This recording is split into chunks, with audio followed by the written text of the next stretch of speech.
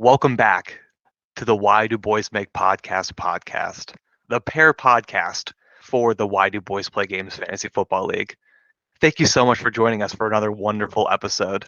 Today, yesterday, tomorrow, my name is Corby, and I will be your host for this episode. Of course, I'm not alone. I am joined by my lovely co-host number one, Sean Fitzgerald. How are you doing? Oh, Corby, it's so good to have you back, and so nice that you would introduce me first. Now, I'm going to kick it back to co-host number two, not to steal your hosting duties, but Colin, welcome back. Thank you, Fitzy, and thank you, Corby, for letting me sit in your hole while you were gone. But don't worry, because we've dug a new hole for you to sit in now, too. Or you can take your old hole, and I'll take a new hole, but it's great to have the three amigos back. Just a bunch of holes.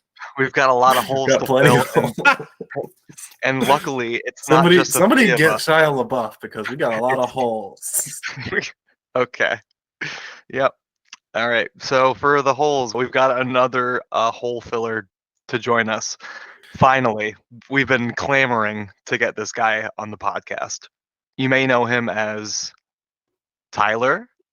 Cash is here, the commissioner of the Why Do Boys Play Games League. What Tyler, is up, fellas? Welcome. It is I, Tyler Cash Money, Tyler Wood, but the Why Do Boys Play Games podcast. You just know me as Tyler. Thank you guys for having me. Walk me through this. What are we doing? So, Tyler, let me say to you, I'm very excited to have you on. But before we get to you, which I am very excited for, Corby, arrivederci to you, my friend. I understand you just got back from a fantastic travel. Yeah, it was great, but this is a football podcast, so let's forget all that garbage. Oh, so are you telling me there's not going to be a Corby's Corner? Not this episode. You at least need to deep dive into the fact that you watched Red Zone overseas and the trials and tribulations that came with that. Oh, yeah. Okay, I'll do that at least. So, yeah, that was not fun. Red Zone starts at 7 p.m. over there, so I'm like laying in bed in my Airbnb or my hotel room, clamoring on NFL Byte, trying to find a totally legal stream of the NFL, and it just every 15 seconds it freezes. But I still try until at least the halftime of the 4:00 games. It turns like these 3-hour games into like a 5.5-hour ordeal, and it's just I wouldn't recommend it. So I'm probably just gonna pay for Red Zone now, like a normal person like does. An adult. Yeah, like an adult. I don't pay for it either, so it's getting to that point in our lives where I'm almost making that change myself. I'm still on the legal stream. I mean, totally legal streams myself, but yeah, it's a season or two away before I'm just like Mike's dad when he had Red Zone, and I rolled my eyes like, dude, you know it's free online, right? Like, you're so right. It's about that time. All right, let's get into it. Let's get to the Tyler interview. That's what everyone wants to know. Tyler, you've been studying this topic longer than time itself.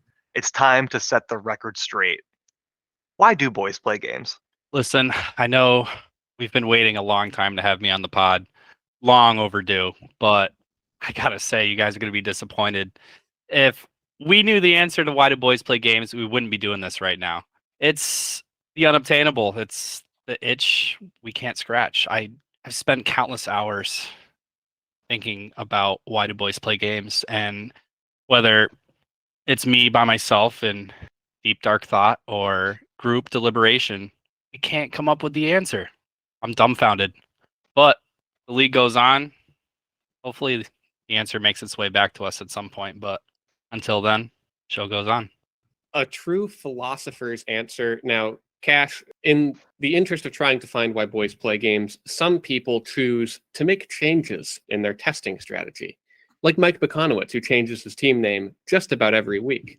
But you have had the longest running team name and picture combo in league history.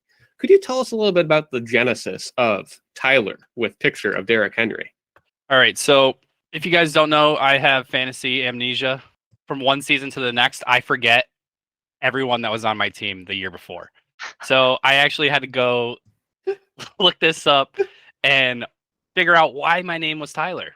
What I came up with was in 2017, I dealt with a plethora of injuries, most notably trading for Odell Beckham Jr. And a week later, he broke his ankle and was out the rest of the season. But it was a couple weeks later, the final straw was losing Jordan Matthews to an ACL injury. What a blow. So through all that adversity, another injury was Thomas Rawls. I don't know if you remember him, but he let me down that year. After it was all said and done, I did make it to the championship game. Came up a little bit short. I lost by only a few points to Chris P. Had I had Jordan Matthews or Odell, instead of starting Devin Funchess, who put up 4 points in the championship game, I'd probably have another championship under my belt. And then the name Tyler, I think that the following season, I just used it as a placeholder. And then I had the picture of Mark Ingram staring at a very swole Derrick Henry. I thought it was funny and just never got around to changing it. And it's stood the test of time. So until further notice, it's going to stay.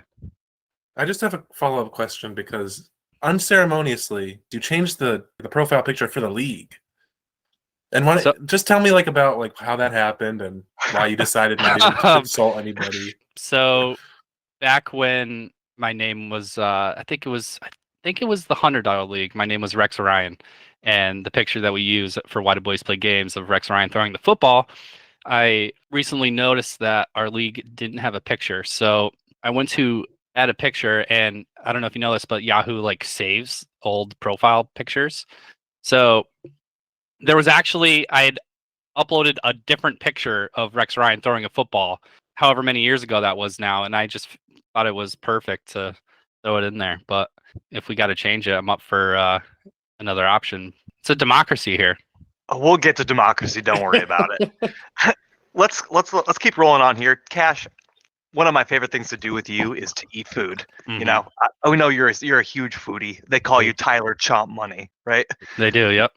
I also know that you love the Big E. Unfortunately, we didn't get to go together this year, but I was wondering if you had tried anything new at the Big E this year and what your favorite thing was that you had tried.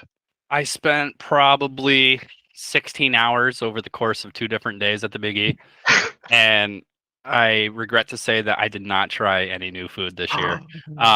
I would say the new thing at the Big E this year for me was going to the Big E Arena. Never once paid for a show. Got to see my boy Nelly perform on the big stage with the midway rides behind him. Pretty surreal. Now that we've gotten the easy one out of the way, it's time to play a little bit of hardball here. There has been some concern in the past and in recent weeks that you rule with the iron fist of an authoritarian. My question for you, do you hate democracy? To some extent, yeah. I mean,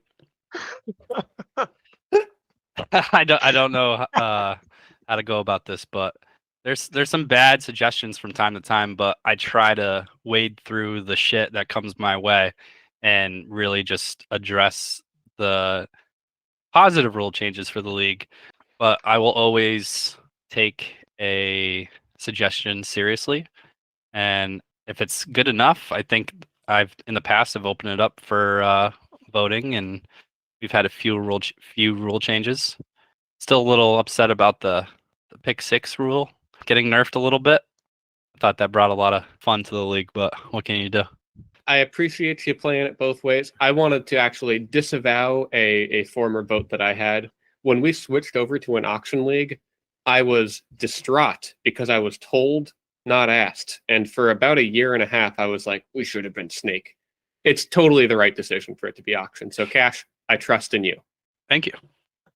All right, the pick 6 rule. Okay, come on, -4 for a pick 6 is fucking ridiculous. That is so. You just gotta think about it. You're essentially giving the other team a touchdown, so there should be a touchdown's value removed from the equation. The whole conceit of the score correlating with the team's success, I feel like, is almost thrown out the window. They're 2 separate games at this point. You catch a pass for 1 yard and you have more points than dude get a 10-yard rush. You know.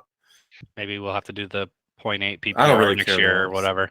No, point per first down, I feel like, is the true compromise. Absolutely not. Point for a first. 2 kickers. I'm saying 2 kickers. Let's keep going here. So we're speaking after week 4 at this point. Last week, this past Sunday, I was noticing a lot of hot debate on the internet about fantasy lineups in the London game. So Alvin Kamara was deemed inactive like very closely until before the game ended up kicking off. And people online were like saying, some people were saying that it was okay if a commissioner would go back and help somebody if they were like on the West Coast or something and they slept through it. I was wondering how our commissioner would handle a situation like that. Absolutely not. Unless it's like a family emergency or, extenuating circumstances, a commission not be editing someone's lineup. This is for the big dogs, this league in particular. So if you need help getting up a little early and checking your lineup, you're not a big dog. And you knew Kamara wasn't 100% the night before. So make the decision whether or not he should be in your lineup the night before, or set an alarm, get up for 5 minutes, make the decision, move on with your week.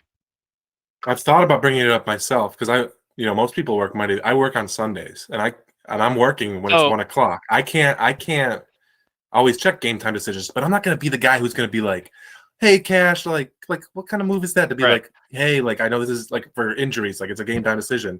I'm not going to put the onus on like you to be like, hey, I can't check, I'm working. Like, yeah, I'm in the same boat as you. I work retail. I managed to sneak away for a little bathroom break 5 minutes before kickoff, and I check all my leagues and make sure I got I cross my I's and dot my T's, as they say. And sometimes it ends up with me. I played Keenan Allen last week, I think, against Corby in a different league. That's the pill you swallow. Sometimes you got to eat a shit sandwich. You gotta take your lumps, is what I say. Take your lumps. We've always been saying that for years. Speaking of taking your lumps, Lumpy, tell me about how you see the future of this league. I want to talk about, I'm always thinking about ways to improve this league. There really isn't many, but fantasy football is most of what I think about, so it's what I think about. Do you have any plans for the future of this league? Do you consider rule changes or putting up any votes? I think we've talked about expanding the team since there's willing participants. You're very against it, which I agree with. I think the lineups are already just, especially with the quarterback, like the lineups would be ridiculous. Is there anything else you think about?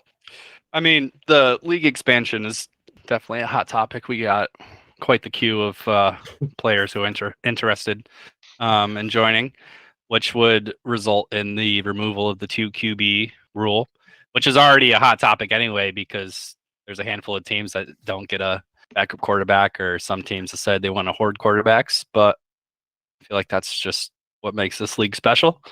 I don't know. I'm pretty anti-team defense. I don't know if I've ever expressed that before, but I would take out a defense and add another starting spot and a bench spot, ideally, but I like that. Yeah, we already took out the kicker. That's basically like half the kicker had to go. I know friends of the pod play in individual defensive player leagues and whatnot. Like, what is that garbage? No, thank you. No, thank you. I do appreciate the tradition of team defense. It adds that little spice of randomness where, if you've got that 22-point defense score, yeah, it's a little bit bullshit, but that's in the same way that, you're playing in the big boy league, you got to deal with some of that sometimes. So it's a double-edged sword, Exactly. I would like to propose one rule change that has been talked about, be never considered, and that is the relegation league. I would be shaking in my boots right now at the thought of not being able to play again next year. So please never do a relegation league, Cash. The anxiety that would come from my God. Like if there was so you need essentially a B league of what, another 10, 8 to 10 users maybe. We'd use the Discord league and we'd it would be like a 6-person league, and it's only the top 2 get to go up to Why Do Boys Play Games next year. Oh man. My, unreal. Not fun. Funny, but not fun. No, that's worse than not fulfilling your fantasy punishment. So True. We'll get to it. But just on the note of removing a team defense and adding another flex, another. Did you say just a bench spot or another starting position? I would say you would have to get maybe another jumbo flex in there. It would just be ridiculous. I feel like the lineups are already like some of those people that start in our league because of the 100%. two wide receiver, 3 flex is already crazy. At that If we point, added 12 more starters because 12 teams, That's really I funny. feel like at that point Really it's funny. a two-tight end league, I right? know. I'm just thinking of the $100 league where Yeah, we start with like 40 players. I know. Yeah, At least it's a smaller league. I know. There's 10-team league, but it would make things a little interesting. The studs and duds draft format would not work as well. Cash, thank you for ranking those rules. It's now time for you to power rank something else. We've done games, we've done other types of games, but we've got a specialist on the line. I would like you to rank the 10 Big E foods coming up on your screen now, and we'll reveal them to the listeners as you rank them from 10 up to the best. I want to preface this with saying these aren't my 10 favorite items. These are just a power ranking of the 10 placed before me. I know you allowed me to take a dealer's choice here, but honorable mention before we start the top 10, a bucket of mini donuts. Delicious. Absolutely delicious. I'm going 10-1, correct? Correct. Okay, let's get this one out of the way. Trash. Main baked potato. Why waste your time going to the Big E and getting something you can make at home and spending an hour plus in that line? It makes 0 sense when you can walk 20 paces over to the Connecticut building and get a baked potato that's just as good. And I don't even condone getting a baked potato at the Big E. I'm just saying that there are other options out there. Garbage pick. Number 9, fruit smoothie. Again, you're at the Big E. Fruit smoothie, I'm sure it's delicious. You're not going to see me walking around with one of those in my hand. 8, salmon on a stick. Kind of tasty, but it's just weird walking around with a hunk of salmon on a stick. I don't know. 7, crazy burger. That's like the Big E's claim to fame, I feel, other than like the cheese puffs. Or not cheese puffs, cream puffs. Sure, try it once. It's pretty good. I mean, what's a cheeseburger in between 2 glazed donuts? Cool. But it loses its appeal pretty quick. 6, I'm gonna go with the Jameson ginger from the Irish bar. Ooh. A lot of good memories there in the couple times we went this year. But Jameson ginger, not my drink of choice. Bonus points for that bar. That was awesome. 5, deep fried Oreos. One of the only dessert-ish options I'll get. 4, this is my personal pick. Going fried shepherd's pie over at the food court, EB's. Delicious. To give you a little side of gravy to dip it in. Scrumptious. 3, I know you guys had Miller Lite from the Irish bar on the list. I'm just going Big E beer in general. Had to do it. Nothing wrong with a silver bullet, but Miller Lite, just one of the many different types of beer I get at the Big E. I can't just exclude all the others. Number 2, I had it for the first time last year. It's that deep fried taco. Okay, we spent 2 hours at the close of the Big E getting this thing.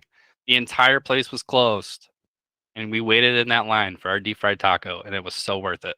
It was so worth it. So worth it. And number 1, everyone knew before I even started spouting off this list, the cheese curds. First thing you get when you walk in, you beeline it straight for the cheese curd stand. Get yourself a side of that chipotle sauce, and depending if I'm feeling a little frisky or not, you get some cheese curds for the way out. It doesn't get any better than that. Tyler, what a wonderful ranking of some wonderful Big E eats. Hold on, can I shit on the main baked potato real quick? Again? Bring it on, please. Yeah, okay, please. I just want to share a quote from a friend of the pod, Luke McCleary. You clap your hands. Good friend of the pod. Good friend. I shared this list with him, and he said, put it this way. I don't drink, and I would put Jameson and ginger and Miller Lite above a main baked potato. That's so funny. That's pretty much sums it up right there. You heard it here, folks. Main baked potato. Shit. You're so right though. Why wait in line for just as long as it would actually take to cook a baked potato? Famously, which takes a while to cook. But you're waiting just as long just to get one? Terrible. It's not like there's any like exotic toppings on it or anything. No. Like it's all the stuff you can buy from the grocery store. Can I ask a sort of tangential question? What do you think is just one? What is the one big Y food you want to give a shout out to? The ones they make there, whether it's some Stromboli or pizza or sandwich, or what do you like? The chicken nuggets, whatever. What do you I mean, the food gets old after a while. I know I've been doing this it'll be 10 years this month. But I gotta say, there's nothing sweeter than crushing a Stromboli on your 15-minute break when you're a part-time employee. You're working that like 4 to 9 seafood shift. There's no one to cover your break, but here comes Corby running over from the meat department, and I'm housing a pepperoni and cheese Stromboli. And that fucking Stromboli must have an entire bag of pepperoni inside of it, dude. Like, Dude, it just sits in you for the rest of your shift, and you're in pain. But it was so worth it. It's so good. I remember those days like the back of my hand. Speaking of remembering those days, let's get back to some matchups that happened a couple of weeks ago. For the week 3 matchups, we had Tyler versus Fitzy, where Tyler wins. Colin takes Tyler, Fitzy takes Tyler, I took Tyler, and the coin took Fitzy. The next matchup, we had Mike versus Chris Colby. Fuck Chris Colby. Mike wins. Colin takes Mike. Fitzy takes Chris Colby like a dumbass. I took Mike, and the coin took Chris Colby. Mike wins easily. Adam versus Brandy. Adam wins. Coin takes Adam. Fitzy takes Brandy. I take Adam. Coin takes Brandy. Wait, oh, I'm sorry. Did I say that Colin. twice? Colin takes yeah. Colin took Adam. Sorry. I'll give you a quick shout out because in the Word doc here that we're using, Colin and Coin look real close to each other. Well, So, actually, Coin is. That's what T-Bird used to call me. T-Bird used to call Colin Coin. Coin. It was a shout out to AIM days because he would always type. I don't know what was wrong with T-Bird, but he would typo Colin to Coin. We're keeping this train rolling here. We've got Corby versus Eric. I won. I said it was going to not be close. Yeah, I said it was not going to be close, and I only won by 2 points. So that I say is very lucky. Colin took me, Fitzy took me, I took me, and the coin took Eric. In the next matchup, it was Coin versus Taylor, where Coin wins. Colin takes Colin, Fitzy takes Taylor. I got a comment on this one. Colin, and Colin took the coin. Okay, this is you're shaking your head, Colin, but you won based on bro. Taylor's fantasy negligence. Wait, where did he start? He started Julio. Okay, I looked it up. Yeah, they had a 4:25 kickoff, but Julio was declared inactive at 2:55. That's an hour and a half. He knew that he wasn't going to play. Sure, you had a couple guys going at 1 o'clock that maybe could have switched and put in your lineup. But he also has Rondell Moore on his team, who was like 15% owned at the time. Like, slot anyone in. Like, would you win by like 3 or 4 points? Yeah. Come on. Can I? So this is congrats on the win. So some things are meant to be kept relatively private, and I will share just one text between me and Taylor, because a couple weeks ago I said to Taylor, "Hey Taylor, I would like to make a trade. My team is bad. So I want to have fun, and Rondell Moore's screen game feels like it might be fun." He asked me, which league? Told him, why do you boys play games? He says he's interested in swapping Mac, but he's not very confident in his running backs. Flash forward a little bit. I don't think we have enough to move big names. So that's why he has Rondell Moore at 15% owned, because he perceives him to be a big name, not just a meme player for me to own. So that's why he has him. I'm surprised you didn't slot him in. He believes that Rondell's a big name. Well, that's too funny. Moving on. I just want to say real quick. I mean, we'll talk about what I have to say. Yeah, let's hear it. Well, it's about this week because Brandy just won, scoring the second least points in the entire league. Brandy just won. So we can talk about that matchup coming up. Fucking shithole afterwards. All right, so let's finish up week 3 here. We got Chris Cloud versus Chris P. Battle of the Cousins. It was Chris Cloud taking the W here. Colin took Chris. Fitzy took Chris. I took Chris, and the coin took other Chris. So to sum it up here, Colin goes 6-0 this week. He's 14-4 on the year. Fitzy goes 3-3, 10-8 on the year. I go 6-0. I'm for the first time, so I'm 6-0 this year. Coin goes 1-5 and returns to an even 9-9. That's just the way the Sons of Aaron coin does it. Keeps it even, keeps it level. Before we continue on to the next matchups for week 4, I figured we could go into the mailbag really quickly. Thanks for your comments, all 3 of you that comment. We should get those numbers up, huh? We should get some more involvement. Eric Sinkowitz, what are you up to? Get on this YouTube channel. Leave a comment. I'll start with this one here from Chris Colby. Colin, Colby Island was all from you. It's late Saturday night, and all I can think about is smoking on that cousin Mike tomorrow. The only thing higher than me is going to be my score. Prediction, Colby Island 176. Cousin Mike's 4 Island 131. As always, love the show. Chris, love the jokes. Hate the fantasy player. Fuck you. Yeah, and then his prophecy turned out to be quite false, as he lost by like 20 points. So, but hey, I like your name. The next comment came in from my good friend, Mike Bekonowitz. And I say that because I read ahead.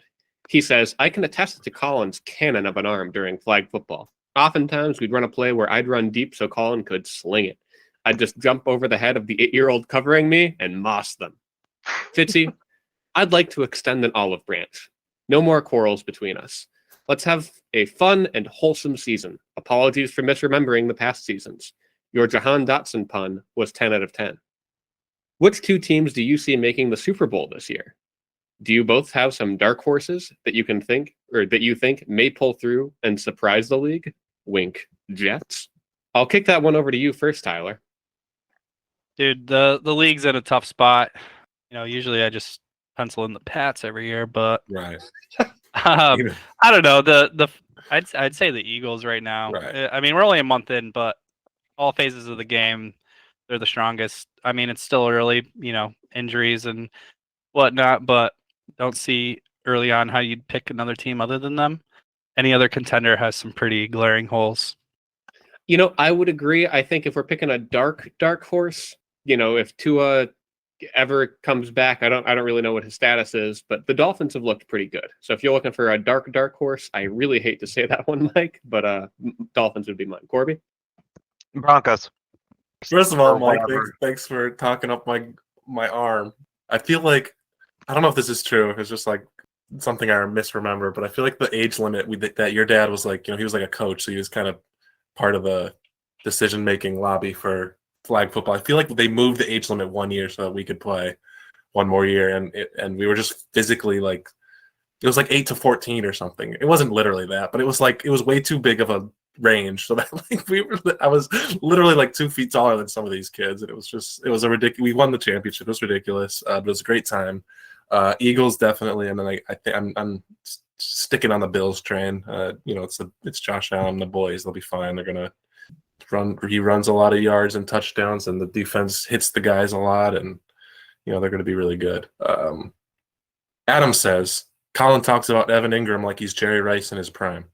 So on this note, I just want to say that the Evan Ingram party is pretty much over for me. If anyone wants to trade me a tight end, How the mighty have fallen. yeah, right. I don't know what happened. What's been happening? And I used to love Evan Ingram. I was totally in your corner on this. I'm still gonna stick with my Evan Ingram versus Najee bet. Najee's not really catching that many passes, so that's been working out. But I know I think Chris Cloud's got Higbee on his bench. Hit me up. No bums, but We'll make a trade. who are your tight ends? I got Zach Ertz, and I think that's it. Oh, that's right. No, weren't you flexing yards? Because didn't you have somebody else? No, I don't think so. That one? Okay, whatever. We'll figure it out. But Adam says, Colin and I have swapped roles this season with the trade offers. I know how you feel, buddy. And then I replied, they just as scars who never felt a wound. I just feel like I don't know what's going on this year. I've got like 3 pending offers right now that people just aren't looking at, and I guess some people like have a life, but I just want to make trades, and like I haven't made one trade this. I know I sent you one this morning. Oh yeah, no, that was actually it was okay. like a very good offer. I was expecting a decline, but yeah, I wasn't trying to send it back. So speaking of trades, just a random fun fact. I don't know if you guys could guess on this. This is the 10th season of Why Do Boys Play Games. Do you know how many total trades there have been? Oh, that's a fun one. Did you do the research on this one, Cash? So I counted it out. I didn't do my full research. I want to do a breakdown of like who participated in the trades and whatnot. Maybe a future episode or something. Oh, but I do breakdowns. have this total tally. I'm gonna say 42. I'm gonna say 17. In 10 years? In This 10 is the years, I'm this going is the like 10th season. Let me get a little higher here. Let me go for at Please least do. like 84. Okay, you're all way short. What? Wait, sure. There have really? been 131 trades in the Why Do Boys Play game. 13 a year? So I actually have a yearly breakdown. The first couple years we had 10 and 5 trades respectively, Mhm. and then we saw a big jump. We went up to in 2015. We went up to 25 trades. Oh shit! Bring me And- back to those. and then 2016, 24 trades, and we've kind Holy of been dude. we've fallen off a little bit since then. But that was the golden era of the league. I feel like we got to get back to that. Well, that was back when cousin Matt was like feeding Adam's team. He was Oh, just true. No, Oh, I'm right. joking. But dang, yeah, I would love to get back to that era. But yeah, only 2 trades so far this year, and I'm responsible for both of them, I Oh, guess. that's true. Hey, I'm sure that by the end of the night we can cook one up, right? We'll shake it up. We'll work on it. We'll work on it. The final comment is also from Adam, and he says, "Won't be the last time I start Taysom Hill." Smiley face. Did he start Thank him this past week? I think he scored. Yeah, he did. He rushed for another touchdown, like he Oh, he does. played me. I don't think he started him. He must not be happy that Andy Dalton actually got the nod at starter. So anyway, Let's move on. Let's go to the week 4 matchups that were this past weekend. Out of the 12 teams that we have, 9 of them underperformed. It was a total shit show, in my opinion, in terms of fantasy performance. Let's start with Eric versus Chris Cloud here. Chris Cloud wins. My only note here is Eric team bad, Chris Cloud team good. Mm-hmm. Yeah, Chris Cloud joins the stalwart 4-0 club. Is it just me and him? Pretty exclusive right. territory right now. Yeah, and I think we're both also 1 and 2 in points for, so that's nice. Like, it's not one of those. I mean, I think we're also 1 and 2 in points allowed, like we've the least, but so at least it's a little justified. Yeah, Chris has a good team. I think Eric has a really bad team. Any thoughts, Tyler? For this upcoming matchup, I don't see Chris getting to 5-0. That's one of my picks, but solid first month of the season. Don't know if I like Lazard in that lineup, but nor Matt Collins, but we'll see. For the next matchup, we had Fitzy versus Brandy in one of the most pathetic matchups I've ever seen in my life. You know how like after a week you get a grade based on your matchup from Yahoo? This is the only time in my memory where I saw an F grade for a matchup. Oh no. Brandy, I'm surprised you didn't find a way to lose because you have been having that power lately. Fitzy, I don't know. I don't think your team is that horrible. I don't know. Anything? No. I definitely think you need some glasses there. So give me a quick, because I've actually got the stats pulled up here. Could you tell me really quickly here the total points scored in our matchup? Probably less than 200. Yeah, so it looks like just under. It looks like about 197. Right? 197 would be good for, and I just want to make sure, I want to verify that this is correct. Yes, that is, in fact, the second lowest score in league history, dating back to 2013, week 11. How did you find that? When Chris Cloud put up 127 points against Stevens 67. Oh my Was that a 12-teamer? That was 8 teams. That was year one. How do you even do that? Out of Yeah. 8. Yeah, so this is truly worse. toilet full in one of This the worst is, ways possible. Modern day poop facta. Yeah, truly not something to be proud of, and I'm the major reason for it. So Corby, I think you need either glasses or some training on spotting talent, because this team is going nowhere. I have since changed my team name to Rock Bottom. I hope it's true. If you would like to see what that image is in a little bit higher resolution, allow me to just show you two, and we can flash it up on the screen. It's a sad man with 82 points. Oh no. So that's what I got. What is, just real quick, like what is, I mean, we're only, like Tyler said, we're only a month into the season, but like what is the post-mortem? Like what is there something you're doing differently next year, or like do you think there was a cause for this, or is it just shit luck? Like, Colin, you say a post-mortem. When somebody is this dead, there's not a whole lot to be discovered from a post-mortem. It's just bits and pieces. it's more, yeah, exactly. I believe it was, as DMX once said, all they're going to find is some bone from your arm and a piece of your nose, which they really couldn't tell apart because of the bomb in the professional. So yeah, there's really not much to see here. We'll move on. All right, well, moving on. We got Taylor versus the co-host, Corby. Corby, do you want to take this one? Like, how? Yeah, I'm not going to sugarcoat it here. I got absolutely demolished. This was definitely the biggest loss of the week. Taylor had the best week of his best week of the season so far, and the highest score of the week. I would have beaten a couple of other people, but I had to go against the number one scorer, which is okay. It's a tale as old as time. I left 85 points on my bench. That's not good. That hurts me. It also doesn't help when TJ Hawkinson has the 7th highest tight end performance in the history of fantasy football. I love that. Against me as well. Was that an Ingram on that list anywhere? Probably at the bottom. Josh Jacobs having 33 touches in a game.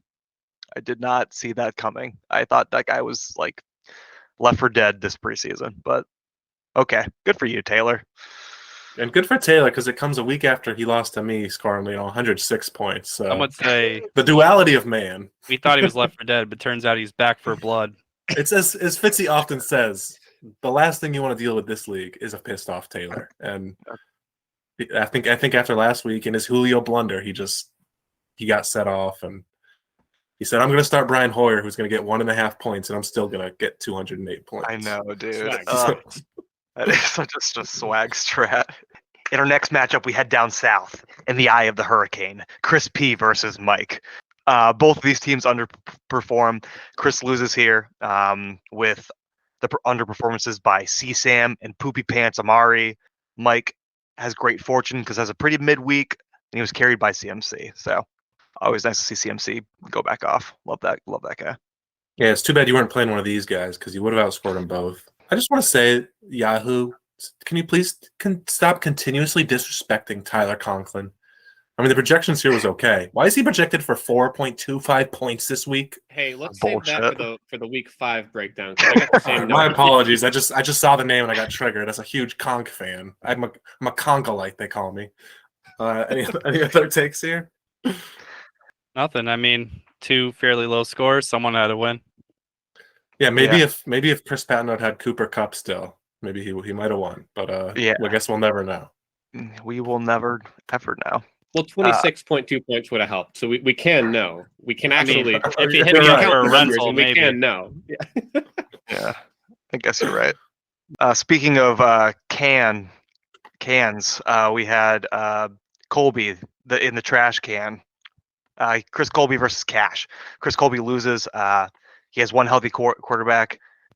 You're a bitch. I'm coming for you this season. I can't wait to kick your ass later this season. I'm sorry, Chris. That's it. Yeah, good for Tyler for being one of the 3 teams that, like Corby said in the beginning, that went above their projected win total. Again, just like Taylor, swagging it up, starting Brian Hoyer with 1.5. Cash starts Melvin Gordon with negative 1.2. Yeah. Not too happy about that one. But you know who makes up for it is QB1, Geno Smith. It's Geno time, baby. What an incredible He's story. so good. The comparison between him and Russ this year. Yeah. I know it's still early, but I love it. I'm riding that wave too. I love watching this Geno Smith shit happen. It's great. Yeah, it just feels like the quarterbacks in general. It just feels they feel random this year. This is a good game for Tom Brady, but he's kind of been slumping. I mean, Josh Allen's been great. Or maybe it was just this week, but just like seeing Goff being like also like a top 10 quarterback. Carson Wentz started good. Now he sucks again. But I just feel like quarterback is just so unpredictable, more so than a lot of the other positions. And I don't know what to make of it. I'll tell you what I make of it. Geno Smith is a legitimate starter in fantasy football, I guess. I mean, maybe I think I said the same thing about Sam Darnold this time last year. So really, who knows? Oh shit! That's such a good point. I remember scrambling to try to trade for Sam Darnold from Brandy. Oh, you were the only one scrambling. I mean, he had like 7 rushing touchdowns. He might be starting again pretty soon. If put him in, I think he's not healthy. Baker keeps sneaky pickup of the week. My roster's got room for him. But Cash, your roster is actually on the way up. Melvin Gordon's going to average probably more than negative points. And the only downside I got to say is Dortch. Man, all the fun team names that could have been had with Dortch, and now he's getting one catch on the week. I'm sorry to see that guy go. Very happy you started him. Yep, getting replaced by Rondale Moore, of all people. Yep. Mm-hmm. Do you have anything to say about your own team, Tyler, or this matchup? You're in a really good spot. You're projected to finish the rest of the season in first place. I don't know if you ever checked that out.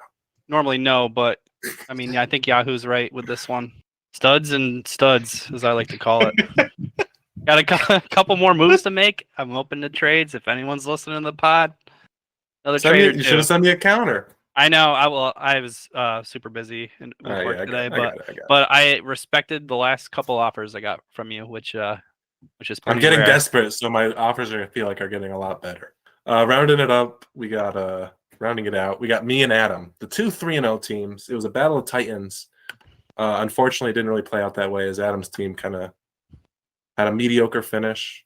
So I took the win. I think my third 190 plus score this year. Kind of sandwiched, that 110 was sandwiched in there, but so I'm having a good year. I'm having a good time. Let me tell you what kind of a jerk your team is. I'm not jerking you off. It makes me mad. All these things that you've got all these points, Colin. I'm jealous, and the worst part I think of this is you were so close to another 200 burger. Damian got Pierce, it easy with Pierce. I put Pierce even I had him in like over Josh Reynolds, maybe. No, I had him in before because Patterson was almost a game time call. He was a game time call, and I was like, "Oh, he's playing. I might as well play him." And it started out well. If he was healthy, he would have. You would have cracked it with him in your lineup. So yeah, but I mean, I'm not going to be that upset about scoring 196. Basically, Yeah, I mean, you do this with Carson Wentz as your quarterback, your 9th highest scoring player on the week. Just everyone went off. Right. And it was like this in week 1 too. I don't think I had 130 point when I scored 200. I don't think I had 130 point score. It was just everyone doing great. But I just real quick, I was going to do a Colin charts this week because what I wanted to do was like look at positional spending in the auction and then the correlation with points scored, like what position is spending a lot of. But it just ended up looking really stupid because it was not, again, I'll jerk off a little here, but it's just me like up here because mine is so skewed because I literally spent $15 on quarterback. And then everyone else is in like the 30s and 40s. And then I spent I think $20 on running back. Again, everyone's in like 80, 70, 60. It just looks really stupid. And like there wasn't really any data there. It was just. I need a bigger sample size. Yeah, definitely. I think it would help a lot, but I'll probably revisit that later in the year. But I like Cash said, the best auction strategy is just draft really good players, studs and studs. Cash said it best. Good idea. Yeah. And trade for Cooper Kupp. Yeah. Don't forget that. Really important. Who else was it? Who was it? It was Cooper. It was Zeke and AJ Brown for Cooper Kupp, and who else? I think that was it. 2 for 1. Melvin Gordon. No, it's Melvin Gordon. Oh, I got Melvin Gordon too in that. Yeah. See, my fantasy amnesia kicking in. That was like 3 weeks ago. Dude, he's in your starting lineup this week. You don't remember trading for him? Jeez. I just assumed I drafted him. Oh well. Anyway, speaking of trades and stuff, let's get to the transaction watch. We had a couple of interesting ones here. We had Matt Collins going for $6 to Seth MacFarlane. I feel like that was a pretty good value. He's been decent, I guess. I don't know how he did last week, but Bad. Okay. Yeah. He had 3 catches. Darn. Okay. Maybe next time. Next one up here, we had Brian Hoyer for $21 to Taylor. The second highest bid was years ago they tried to, which was Chris Patnode for $11. And this did not work out at all. I'll tell you, I think Adam had the best offer there when he put in $0 for Brian Hoyer. Yeah. That's probably the right amount to pay. I think that's right. Next up, we had Green Bay going to Mike for $2. And then Adam taking Zay Jones for $9 compared to Chris Cloud's $7.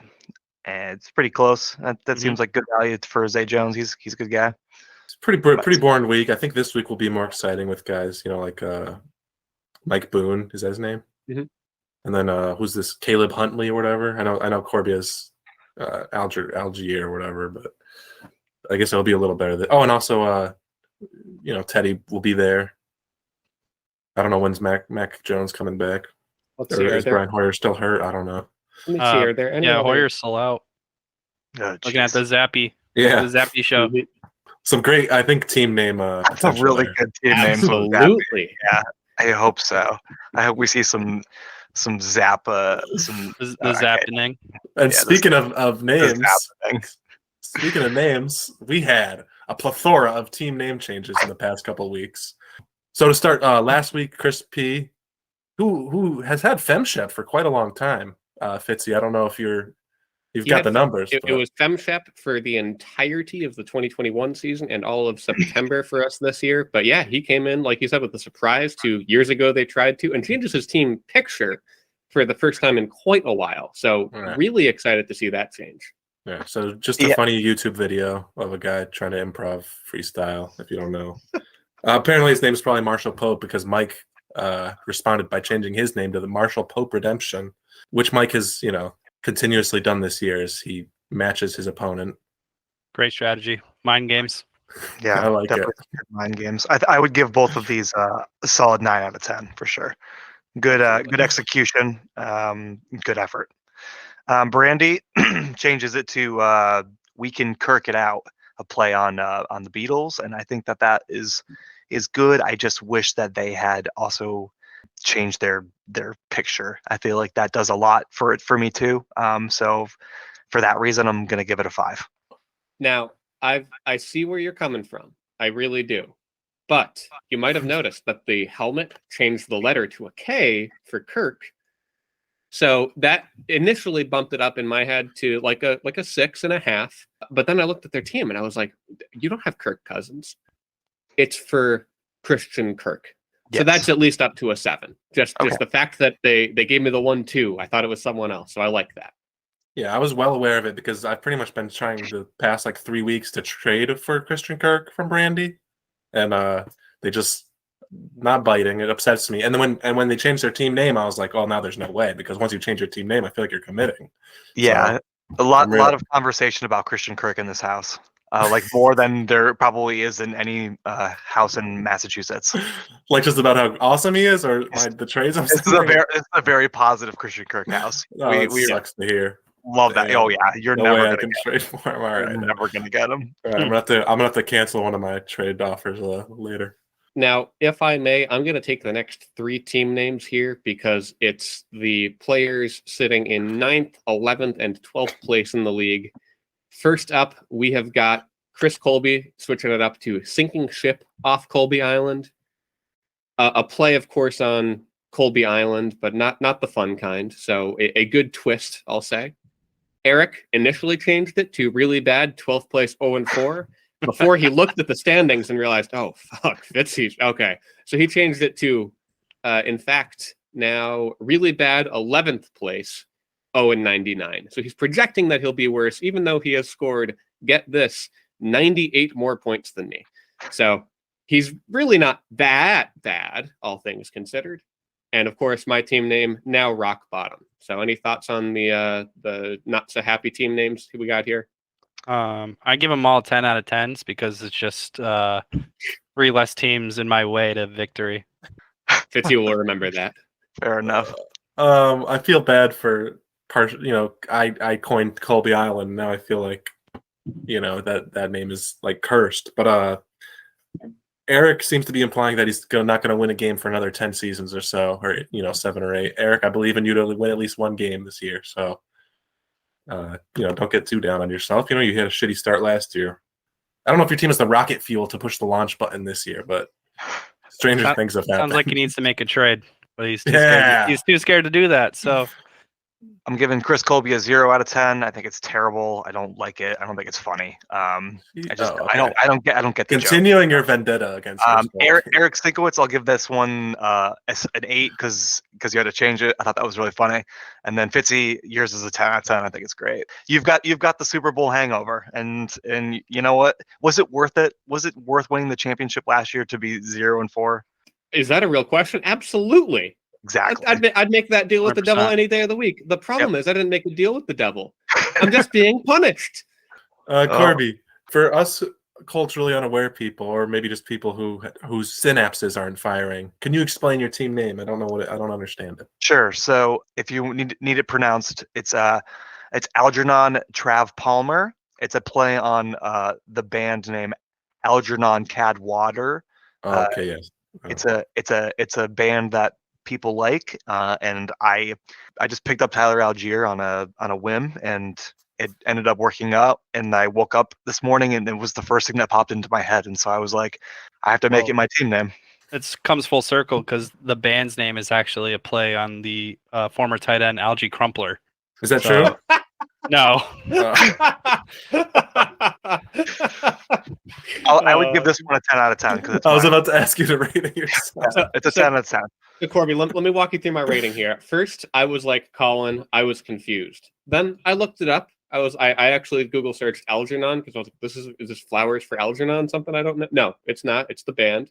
What makes this a 10 out of 10 for me is you're now running a joke of Daniel Jones being in all of your team pictures. Dude, that got me really hard. Oh yeah.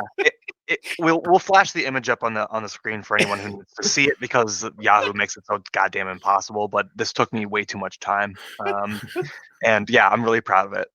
But yes, love Daniel Jones. I love having him as my backup QB. That's what makes it a 10 out of 10 for me. He's always waiting in the in the wings. The final one that we're going to go over today is Mike continuing his reign of terror and changing his name to Matt Groening to counter Chris Cloud's Seth MacFarlane. I actually thought about doing this week 1 when we had the matchup. Mike, I'm glad you went for it. You went for the jugular. Wish you luck. It's a 9, definitely. We'll get into why I don't think it's a 10 later. Ooh. Oh, is Corby's corner just gonna have a Simpsons rant? He hates Matt. No, we got week 5, dude. It's coming right up. Yeah, dude. I need to change my team name. I don't have Flacco anymore. We'll save it for next week. Yeah. Think of a good one. Yeah. So let's get right into it, huh? Week 5 already. Time flies when you're having fun. And let's dive in with this first matchup. It's Tyler versus Chris P. I don't have a theme here. This is just two great friends hoping to have a great matchup. Chris P, I'm loving the running backs on your team and AJ Brown, but not much beyond that. Tyler's team is overpowered, so I'll take Tyler. For me, it's Chris starting a guy who threw 3 picks in a half and is literally named Pick It, while he's also starting the 3 horsemen of the ground and pound apocalypse in Joe Mixon, Chubb, and Zeke. Now, Tyler, I like the way your team is coming together. Sure, when Melvin Gordon looks at a football, he can't believe it's not butter. But with Javonte out for the year, he's going to be a stud. Gino looks great. And put a pin in this stat. Chris Olave, who you traded for, is wide receiver 17 on the year so far in this league. Yeah, I mean, if Melvin Gordon liked running with the ball in his hands, we'd be looking pretty nice this week. So I hope as Denver's future RB1, he can uplift my team to another level. If he's even on my team next week, I might have to make a trade. But yeah, I'll probably get Dortch out of the lineup. There's moves to be had. I do like Chris's team on paper, like looking at it. It's just kind of the quarterbacks that kind of really tank it. But every player on his team, I feel like, should be a starter. So this is a very winnable game for Chris. Tyler has the better team, but I usually don't believe in karmic justice in fantasy football. But are we taking winners and losers here? Did you guys already say who you're taking this? Yeah, I am taking Tyler. Yeah, I'm taking Tyler too. I'm taking Tyler too. And as always, let's welcome back, once it is found, the coin. The coin is he? Oh yeah, Cash. Yeah, talk about it. He doesn't pick me that often, and he's not taking you this week. Oh my Coin wants Chris. Dude. You would think Cash and Coin would have a lot in common. They'd be friends, really? But here we are. Yeah, it's jealous. It's jealous of you. But I'm looking for a closer matchup this week. It's the way things are shaping up. It's tough looking at my matchups week to week and not knowing which Chris I'm playing. I'm sure you've all been there before. League rule next year, I think those 3, just their full name needs to be their team name. Everyone else, get creative with it. You 3 need to stop.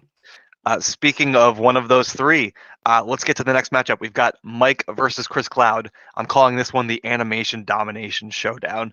We've got fearless Seth MacFarlane versus old man Matt Groening. Mike's team has an advantage this week due to a possibly hobbled Jonathan Taylor. Chris has the advantage based on animation quality because I just think that Family Guy is just far superior in terms of quality to The Simpsons. Mike, I'm going to take you here, though. I think I really love your team this year. You've got so many names that I really like, and I'm just hoping for the best for you. Better days ahead for Chris, for sure. But I'm definitely taking Mike. Isn't it great that Mike almost quit fantasy last year? He had a terrible team, bottom of the standings. Not literally, but he was down there. And he was like, I can't do this, fantasy's. And he comes back and look at his squad. What a great team. We all made fun of him for Tyler Conklin. Meanwhile, we're all here choking on our terrible tight ends. Not all of us. Corby's got Kelsey, but it's a tough time for a lot of us. And Mike has a great team. He really does. I don't know if Zach Wilson's going to catch another touchdown this week. Last year, there was that whole controversy where Mike would start like Daniel Jones or Zach Wilson. He'd always start the wrong one. Here he's going Zach Wilson over Derek Carr. It's Derek, right? Yeah, not David. Not David Carr. No. Yeah, I did it. still a thing. I did it. So, hey, great call, Mike. Start Zach Wilson. He's got a bunch of weapons. He looked okay last week, or at least he finished the game okay. So I'm taking Mike too. Yeah, I also went with Mike on this one. I think I said earlier, I just don't see Chris's team. While he has a solid team, I just don't see 5-0 material here. There's just a couple glaring holes in his lineup. I'm very anti-Lazard. I don't know. I think Mike's got that Zach Wilson energy, hitting the gritty. He's gonna gritty his way to a victory here. I got to tell you, for me, the projections here are close, so I needed to dive into who Yahoo has rated too high and too low in this matchup. I look at Chris starting Jonathan Taylor for 16 points, and he might not even play with his ankle. J.K. Dobbins is looking slow out there, and he's going to underscore his projection. On Mike's side, James Robinson at 12.9 feels a little low, and is that Tyler Conklin at just 4.25 points? You guessed it. I'm taking Chris Cloud this week. And the coin is taking Chris Cloud as well. We're together. And in the next matchup, we've got Taylor versus Eric. I can only cling to one thing this season, and that is Taylor staying at bronze. So I'll keep this one quick. Taylor is praying for Mac Jones's health, and Eric's got the reverse psychology team name going for him. Give me Devin Singletary and Eric this week. I was afraid. I thought that Taylor was on the cusp of silver right now, so I went to go check. But he's at 578, so I think I'll take Taylor because, there's no way that they'll let him get into silver. The silver club is the bouncers outside the silver club are saying no way. Projections have him. He doesn't have a quarterback right now. I don't know what's going on. I think he'll get one somehow, and once he does, those will correct. Yeah, I like Taylor's team. I'll say it. I think he's got a good team. DeAndre Swift is probably going to be out another week. Jamal Williams is going to continue to feast. I think he's a top, what is he, RB4 right now or something? Something crazy. Yeah, him and Clyde are right next to each other. And probably Josh Jacobs, too. I love the commentary Fitzy made earlier this year about his boring names. He's got Mike Evans and Aaron Jones, Mike Williams, the All-American squad. Give me Taylor. Colin, I'm right with you there. I think Taylor's got a chance for another blow-up week. If there's no Amon-Ra St. Brown, then Hawk is going to smash. No second QB, no problem. He just put up 200 points with just 1 point from the other one. He's going to keep racking up those W's while he can. Eric, better days are not ahead. Sorry. Give me Taylor. I'm also going to go Taylor here.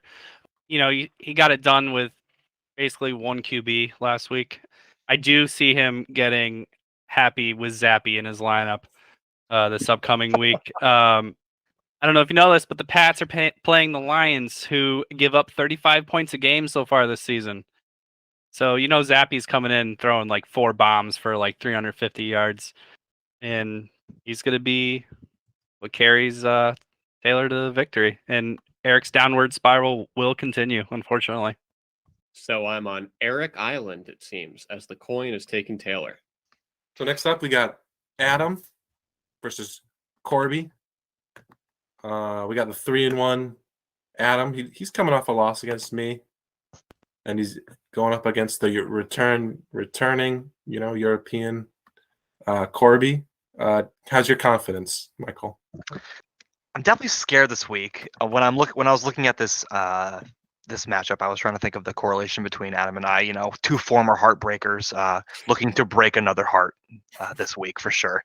It's not a good feeling when you look at your opponent's quarterbacks and you see Patrick Mahomes and Lamar Jackson. Even though I have Justin Herbert, I mean that's great. Those two guys are, that's not fun. That's staring down the barrel of a 45. Meatman has let me down the past few weeks, but I'm hoping for better game script this week against the Giants. I'm going to go against my better judgment here. I'm going to take Adam because if you look at Tyler Boyd's stats, he goes off every other week. So this is that other week. And, I love when that happens. So I'm going with Adam. At advanced Bengals receiver stats. I love that. Now, for me, Adam's quarterbacks, Corby, you said it, they're projected to score over 50 points combined. So on the one hand, that's crazy. But on the other hand, it's almost crazier that I really believe that that's going to happen. I think this one's going to be close, but I lean a tiny bit toward you on this one, Corby.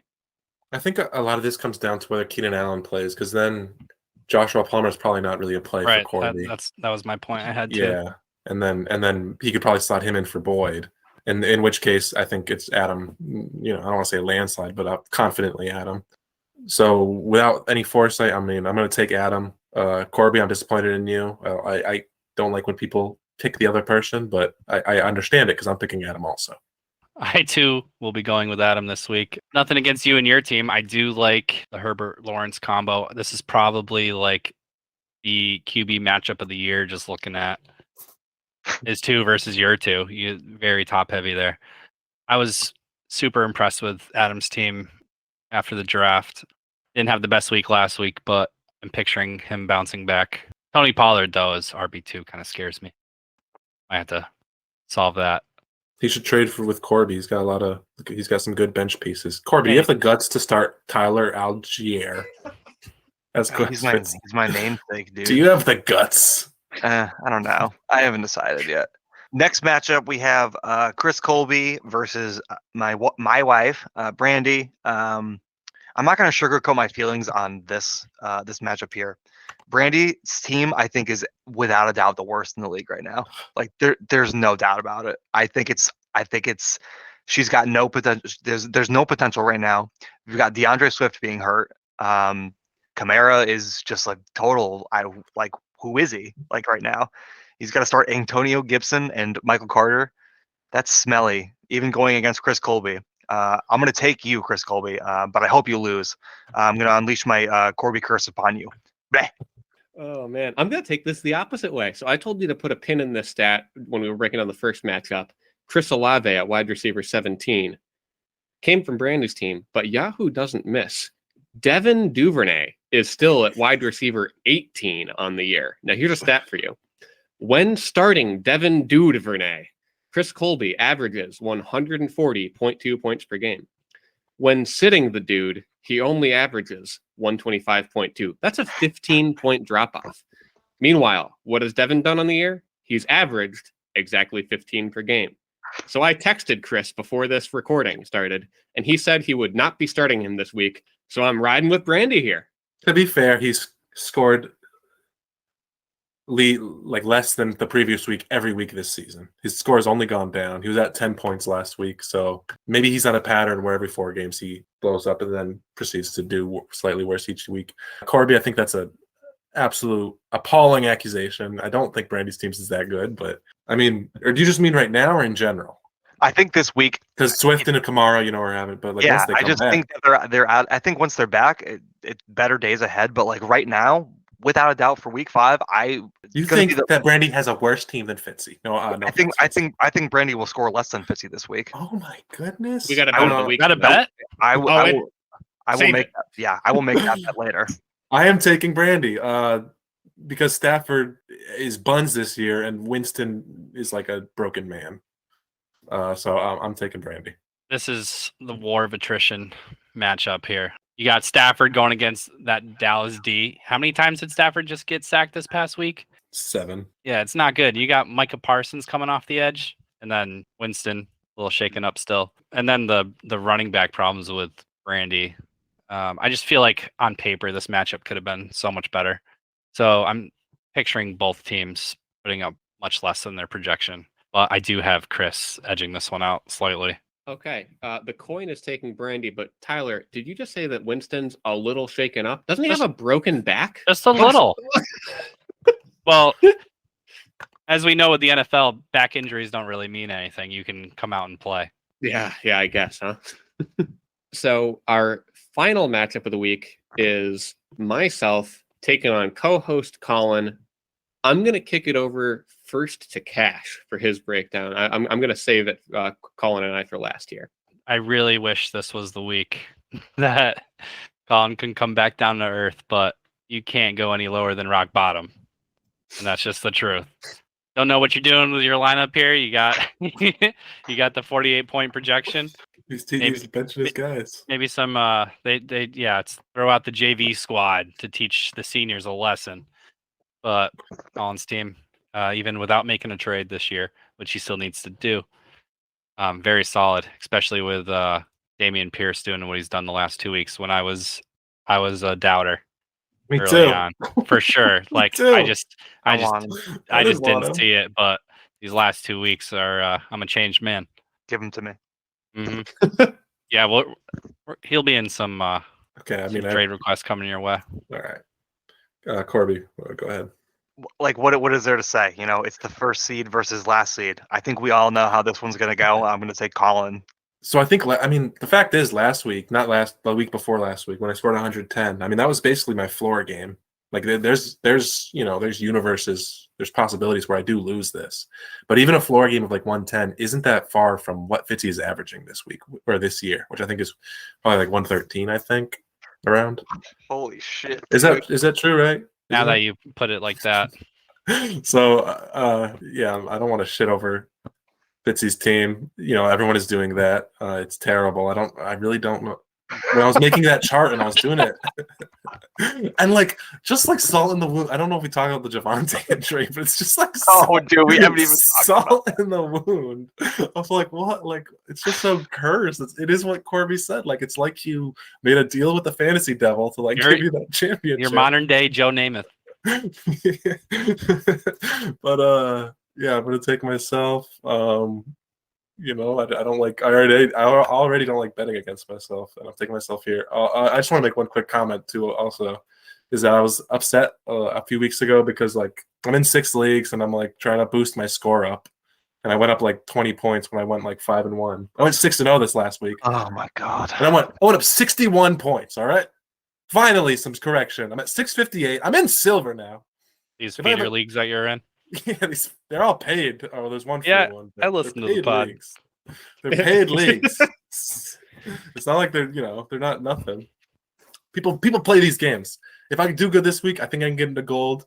So I want to stop with the comments. Everyone stop being mean to me. Fitzy, I'm kicking it to you. Yeah, so first, the coin doesn't watch the games. The coin is blind, and the coin has taken me, and I feel bad for the coin. Do you want to hear a side stat? If Devin Duvernay were on my team, he would be my second highest scoring player. And that counts all 3 of my QBs, none of which are or have been injured. In fact, Colin, looking at our teams collectively on the season, I have the single highest scorer in Jalen Hurts. But then you come through with the 2nd, 3rd, 4th, 5th, 6th, 7th, 8th, 9th, and 10th highest scoring players in our matchup. That's right. Damian Pierce and Josh Reynolds both have more points than anyone on my team not named Jalen Hurts. I hope I'm wrong. I pray that I'm wrong because this is a $5 game. We made a bet on All this. right, yes. So Colin, you're going to stack me down this week. Wait, hold on just one second. Guys, this can't be right. Let me share my screen for a second. Can you refresh the transactions here? Oh no. Breaking news, we have a pending trade A mid-pod shakeup.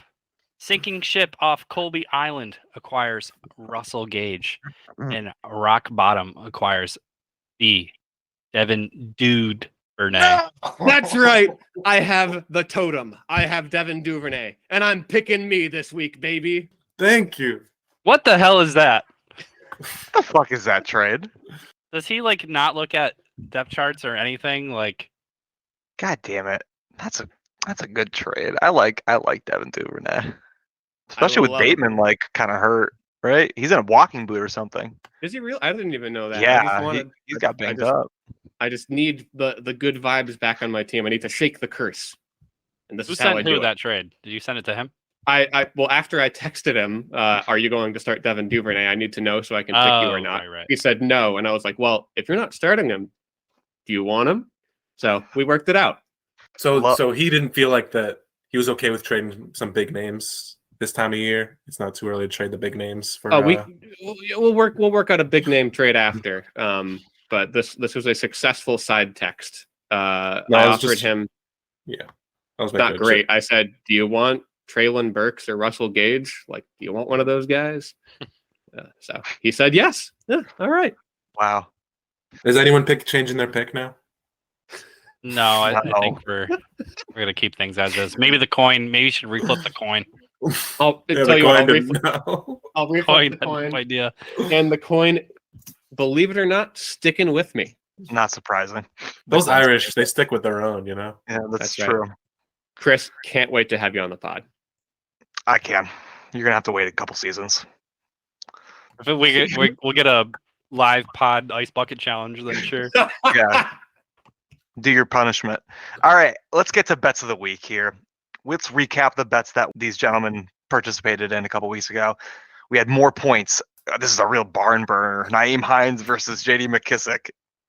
Colin's going to win with J.D. McKissick. Justin Fields, 20.5 pass attempts. Colin took the under, Fitzy takes the over, and Colin wins.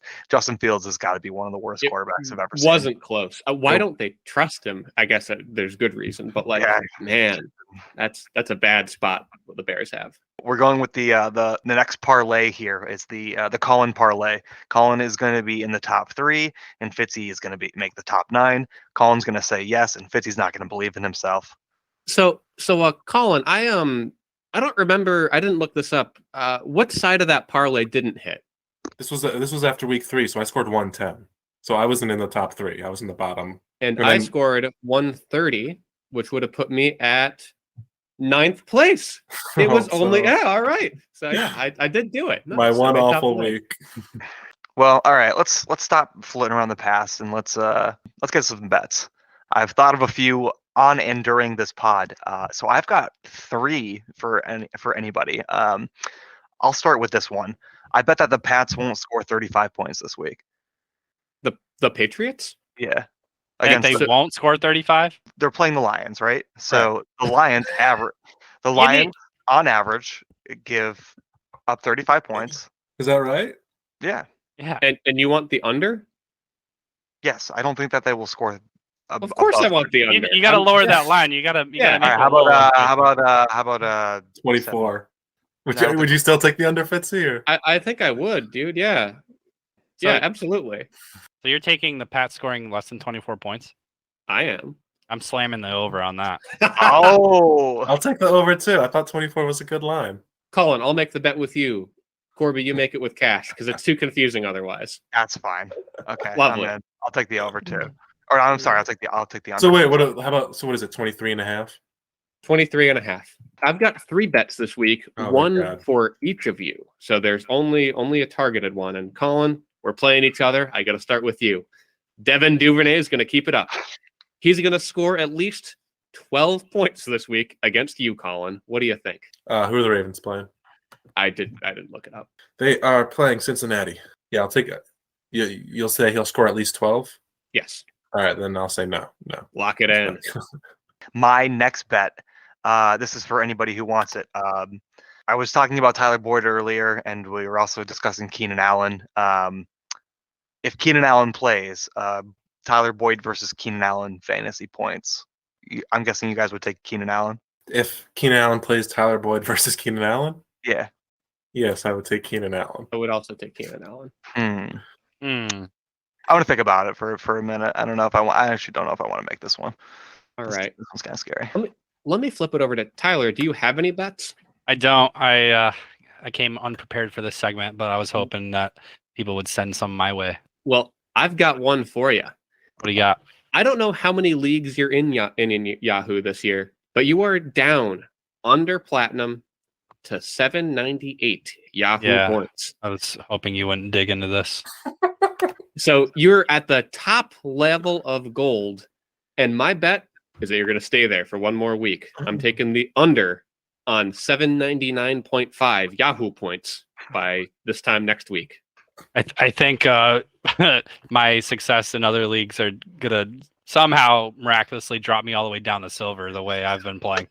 I am 0-4 in 2 leagues, and I've ever been in that spot before, and it doesn't feel good. Welcome. No bet. I'm not going back up to plat. In that case, I'm flipping it around. It's fun. Tyler, you're going to be platinum next week. What say you? I say no. All right. I'm betting on you, Ty Guy. Put it on the board. Put it on the board. All right, my next bet is again for anybody. Fitzy versus Brandy scoring. I think Fitzy will outscore Brandy this week. Absolutely. Okay, you No, agree? I'm taking Brandy. I All think this is ridiculous. I'm Stop gaslighting your spouse. Wait, so do we got another 2-on-2 here, or no? You would take? Would you take? I picked Brandy in the matchup. So would you go against Fitzy then? Yeah. Okay. Yeah. Well, you were in Fitz. So Yeah, I yeah. got to volunteer you for a bet. Oh, you kidding me? Of course I'm gonna. You see what the trade I just made? We got way out for Brandy. That's true. I got one I want to say with Fitzy. I kind of I always like ones that we both have a stake in. That's always going to be like the trade bets I like to make. So you listed off your list of the top scoring players between our teams. You know what I mean? Yep. Throughout the season. Do you think that you'll have the top scorer this week? Oh, Colin. Because No. you have the number one. You have the number one on the year in this matchup. Yeah, and even though if you roll 2 dice, 7's the most likely outcome, but that doesn't mean that like all the other numbers together are way more likely. Someone in your 2 through 10 is going to outscore my 1. Absolutely. All right, how about this? How about the average of all the points of my starters is and the average of all your points? So you're going to win as your bet? That's what the average of all of our scores. All right. is. All right, never mind then. I can't believe you don't believe in your team. You picked yourself. And you don't think you're going to score the most. I just don't like these advanced metrics. I'm sorry. You love Jalen Hurts so much, and you don't believe in him. Why don't you trade him to me then, huh? Because he's the only good Corby, player. I've got a bet. Yeah. Corby, I've got a bet for you. Okay. Now, this one does involve people on the pod, but I just wanted to make it with you. It's really simple. Evan Ingram versus Tyler Conklin points this week. Corby, who are you taking? I would take Tyler Conklin. Give me one more week of Evan Ingram. Lock it in. I mean, it's a fine, Tyler Conklin was 3 weeks of Joe Flacco and he was doing great. I think he's another guy who scored progressively less every week. So, we joke about it, but like, I really, I don't know if he's really viable. There's just so many people, right? There's so many mouths to feed in New York. Wilson and Davis and Moore, and then the running backs and now Colin. So it's tough if they're not slinging it so many times. Meanwhile, the Jags, Evan Ingram at one game, he led the team in targets. He's only had like 3 over the past 2 weeks, but was it just points? Fantasy points, week 5, yes. Yeah, I would take Ingram's side. I'm ending the experiment, but I still, Yeah, Jags have a good matchup, so I could see it being either way. I just think he'll get more volume. Yeah. And with that, we close the big book of bets for this week. And we're about to say goodbye. But before we say goodbye, Tyler Cash Money, we want to thank you again from the bottom of our hearts for not only being on the podcast, but for being the commissioner of this league for the past 10 years. And I don't think you've ruled with an iron fist. I think you've done a bang-up good job. Thank you. Before we sign off, we always do this. If you have anything you'd like to say in terms of shout-outs or plugs or anything, the floor is yours for the next however long you want. In terms of shout-outs, I got to shout out the pod. You guys have been killing it, spreading the reach, the global reach now that y'all were in Europe. We're going global, baby. But other than that, I got nothing. And with that, we'll say goodbye for now. As always, you know what to do. There's a big button on your screen. And you know what you need to do? You need to take your mouse. You need to take your left mouse button and you need to slap it. You need to absolutely just punish it and hit that like button. And you need to take your hand and you need to ring the bell as well. Do you understand? Because these don't come out often. You never know when it's gonna drop. It could drop on this day, or maybe this day, or maybe this time of during the day, or in any case, ring the bell as well. And thank you so much for listening. My name is Corby. I'm Fitzy. I'm Colin. And I'm Tyler. And gamers, game on.